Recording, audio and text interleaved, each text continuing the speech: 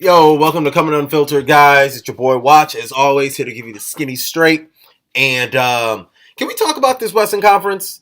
Because I'm looking at these standings, and the shit's ridiculous. 3 games. Are you telling me 3 games is separating 3 through 8? I expected this early in the year. The Western Conference got off to a pretty slow start in comparison to the East. But things have really gotten to the point where they needed to get to and where everybody expected to. You got Minnesota at 3, San Antonio at 4, New Orleans at 5, Portland at 6, 7. Oklahoma City is 7th now? Literally like 2 days ago, they were like 3rd or 4th. They're 7th now. This shit's crazy. And I think Oklahoma City, if they were in the East, they'd probably be like a 4th or 5th seed. But nonetheless, yeah, I'm here to break down this Western Conference. And of course, I want to start off with not Golden State, but I want to start off with that 7th seed as it currently stands, Oklahoma City. Why do I want to start with Oklahoma City? Well, because Oklahoma City has literally the only shot. They are the only team with the only shot of beating Golden State. Now, I talked about this on my podcast before. Some people think I'm crazy. A lot of people think I'm crazy. But people who really know basketball and understand what it takes to actually beat a team like a Golden State. Not saying that I do. I never played Golden State. But if you know basketball, you'll understand the logic of which I'm going to use that makes me think this way. And it all starts with Paul George. Now, I'm going to use the analogy, right? We use Golden State and what Golden State did as analogous to what Oklahoma City needs to do in order to beat Golden State. Golden State did this to now beat Cleveland a couple years back. Back when the Golden State Warriors were up 3-1 and Cleveland came back to beat them 4-3, LeBron and Kyrie and the crew figured them out. You play them tough and you let LeBron be the best player in the world. When you play them tough and you have time within games to basically, have the game slow down, get muddied up, and players, systems now become a bit more predictable, greatness prevails, all right? And LeBron James was the greatest player in that series. Kyrie did his thing too, but it was the force of LeBron James, and there was nobody who could match up with his dominance. There was nobody who can cancel out his greatness. Kyrie and Steph canceled each other out. Kevin Love and Klay Thompson to some degree canceled, along with Tristan Thompson, somewhat canceled each other out. Klay didn't have that great of a series. But basically, LeBron was really on his own as far as impact. Golden State then brings, recruits, and corrals Kevin Durant to basically be the LeBron neutralizer. So Steph Curry, I tell people this all the time. Steph Curry is the best player on Golden State up until it's time to play Cleveland.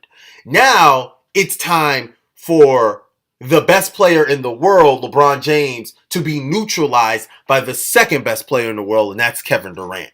That is the only reason why Cleveland continued to lose to Golden State and will continue to lose to Golden State is because Kevin Durant is on that team solely and specifically to neutralize LeBron James. Now, going to the modern day, today's OKC versus Golden State, Paul George is there to neutralize Kevin Durant. Kevin Durant is better than Paul George, but Paul George at his best, when not being the best player on his team on a regular basis, is very good. How good? So good that if that happens to be the case, they could knock out Golden State. Westbrook is going to cancel out Curry. Melo is going to cancel out Draymond Green. So now you still got Klay Thompson. He's out there floating because they have 4 players. But to be honest with you, Melo's going to... I'm sorry. I don't even know why I just said that. Melo's going to cancel out Klay Thompson. A lot of people think I'm crazy to think that, but Melo is still a very good player. All he needs to do, he doesn't even have to cancel him out. He just doesn't need to be blown out the water within his matchup by a wide disparity. And Steven Adams can actually beat Draymond Green in that matchup. So if Melo loses the matchup, Against Klay Thompson, that's perfectly fine because Steven Adams will beat Draymond Green. He should beat Draymond Green. So a couple of those things, there's a couple of things that need to happen in OKC. It's all about the matchups. Steven Adams needs to win his matchup against Draymond Green. Klay Thompson and Carmelo needs to win that matchup. But most importantly, it doesn't matter if Paul George does not cancel out Kevin Durant. And I think he will because I think Paul George thinks he's just as good as if not better. I really do. And it's weird because I don't think Paul George thinks he's the best player on the team. And if he does, he sure as hell doesn't act like it because he defers a lot to Westbrook. And again, Westbrook, I think is good enough. If Westbrook's going to continue to be the best player on Oklahoma City, they're not going to get very far. They're sure as hell not going to be Golden State. But one thing Jeff Van Gundy said in the telecast last Saturday that really struck me when Oklahoma City played Golden State was these boys, not it was Jeff Van Gundy, it was Mark Jackson. The Oklahoma City, their star players, their big three, their big four, they're not scared of Golden State. It looked them dead in the eye and say, I got him, I'm going to take him, and we're good. I'm going to win my matchup. That's how all four of their stars. I'm talking about Russ, I'm talking about Paul, I'm talking about Melo, and I'm talking about Steven Adams. They think they can beat Golden State. They can win their individual matchup within Golden State. And then the others, if you look at the others of Oklahoma City, they're long, they're athletic, they defend. They just need to be able to make some timely shots when they come available, which I think they'll do because, again, we all know Shaq used to always say this. Your role players go by how your stars go. If your stars set the tone early, your role players, if your stars are playing well and they're sharing the rock to their role players, your role players will more than likely come through. So, and Golden State up until that third quarter, they were struggling. And Oklahoma City did not play well, particularly their stars didn't. And Westbrook and Paul George. I think they were like combined 3 for like 30 something at one point. So they were just awful. They were terrible. So, yeah, Paul George needs to be the best player. He needs to cancel out Kevin Durant, and everybody else needs to win their matchup except for Westbrook. Westbrook just needs to cancel out Curry, which I believe he'll do. But Westbrook cannot try to be the best player on that team. That's the formula for Oklahoma City, which I don't think is that far-fetched.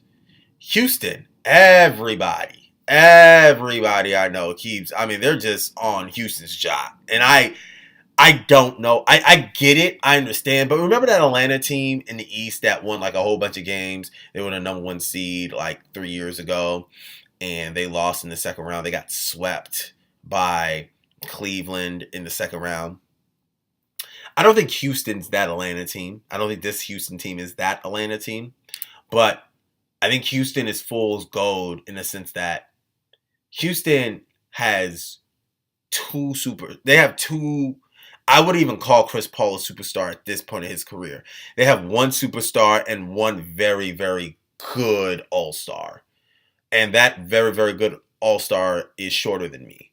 So, with that being said, and by the way, he's 33. Is Chris Paul 33, 32, 33? He looks young, but he's freaking old.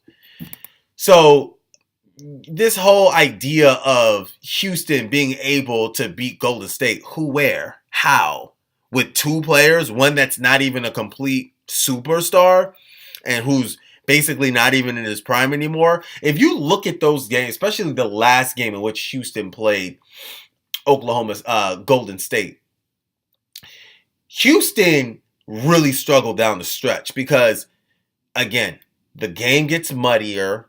It becomes slower. It becomes possession by possession, and it's all about execution. And Houston, they run the same offense where it's ISO, 4 players standing around, and either Harden or Paul are going to break their man off the dribble and shoot a fall-away 3, or hope that somebody draws that one of the 2 draws a double team for a kick-out 3.